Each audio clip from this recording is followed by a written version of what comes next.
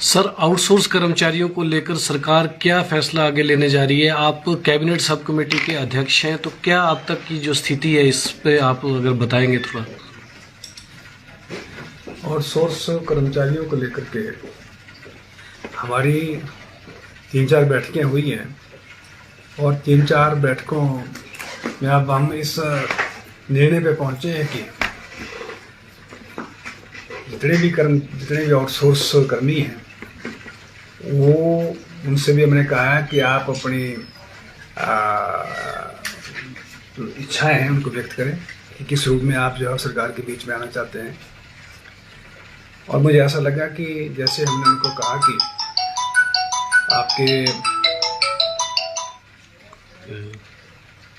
आपको अगर हम न्यूनतम वेतन पे जो है वो कई विभागों में, बोर्डों में, कॉरपोरेशन में शामिल करें तो जो अपनी सहमति इस पर प्रकट करते हैं, उन्होंने अपनी सहमति प्रकट की है, तो मुझे लगता है कि एक निर्णय की तरफ जो हम बढ़ रहे हैं। बाकी मैंने सभी विभागों, बोर्डों, कॉरपोरेशन, सोसाइटी से वर्ष 2000 से लेकर के 2022 तक, प्रति मार्च 2022 तक एक सूचना मांगी है कि कितनी पोस्टें जो है वो डाइंग कैडर में डाली गई हैं, ताकि डाइंग कैडर में डाली गई पोस्टों का पता जैसे ही जानकारी आएगी फिर हम इस प्रक्रिया को आगे बढ़ाएंगे।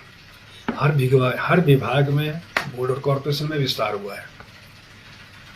पहले जैसे हमारे जल शक्ति विभाग के अंदर 2003-4 में मात्र 4000 स्कीमें थी।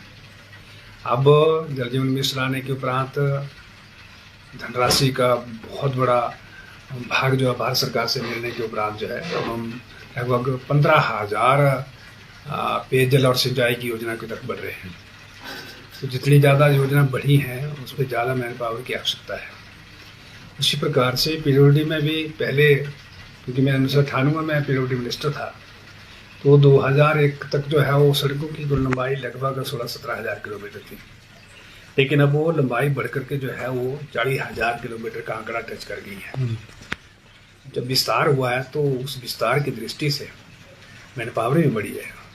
पहले तो एक ही मेडिकल कॉलेज हुआ करता था, IGMC, अब तो हमारे अनेकों मेडिकल कॉलेज, हमारा टांडा मेडिकल कॉलेज, चंबा का मेडिकल कॉलेज, नीरचौ का मेडिकल कॉलेज, हमीरपुर का मेडिकल कॉलेज, हमारा नाहर का मेडिकल कॉलेज जो है, इतना विस्तार हुआ स्वास्थ्य विभाग के अंदर। तो जब विस्तार हुआ है, अनेकों नई सिविल हॉस्पिटल जो है इस बार बने हैं, जब विस्तार हुआ है तो उसमें ज़्यादा मैन पावर की आवश्यकता है। सर, अभी डाइंग कार्डर की कोई आपके पास जानकारी ऐसी है किसी विभागों की? जैसे आपका विभाग है जल शक्ति विभाग, कितनी ऐसी पोस्टें हैं? जल शक्ति विभाग में वर्ष 4-5 में जो है वो लगभग 17,000 पोस्टें हमारी डाइंग कैडर में डाली गई थी। अब हम अंदाज़ा लगाएं, स्कीमें बढ़ी और जो व्यक्ति जहाँ काम कर रहा है जैसे उसकी सेवानिवृत्ति होती है, उस सेवानिवृत्ति के साथ साथ ही वो पोस्ट जो खत्म कर दी जाती है, तो ये कैसे संभव हो सकता है? विभाग में कर्मचारी, विभाग में काम करने वाले जो हमारे लोग हैं वो ना हो, तो फिर पानी की सप्लाई कैसे सुनिश्चित की जा सकती है? इसके इन बातों को ध्यान में रखते हुए हमने एक समय सीमा बांधी है कि 5-6 दिनों के अंदर जो है सभी विभाग, बोर्ड, कॉरपोरेशन डाइंग कैडर की सूचना भेजें। फिर हम अधिकारियों के साथ बैठ करके जो है इस पर चर्चा करेंगे, कमेटी जो है, और फिर कमेटी अपनी रिकमेंडेशन जो है वो माननीय मंत्रिपरिषद के सम्मुख जो रखेगी। जो भी फैसला माननीय मंत्रिपरिषद करेगी वो हम सबको मान्य होगा। सर, अभी जो रास्ता आपने निकालने की एक कोशिश यहाँ पर की है, वो रास्ता किस तरह से निकलेगा? जैसे हाई ग्रेड पे इनको लेके जाएंगे, उच्च वेतनमान, या फिर लोअर पोस्ट पे इनको रखा जाएगा? आउटसोर्स में हर प्रकार की पोस्टें बढ़ी गई हैं, तो हम एक ही लाठी से सबको हाँक नहीं सकते।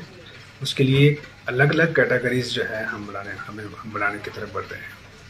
जो जैसे मान लो किसी कॉलेज में कोई लेक्चरर्स की नियुक्ति हुई है, या वो अपने इस पे पीरियड बेस्ड पे लगा हुआ है, तो उसको हम एक छोटे किसी कर्मचारी के साथ उसकी तुलना नहीं कर सकते। उसमें कैटेगरी वाइज जो है हम देखेंगे कि कहाँ हमारा संतुलन जो ठीक बैठता है।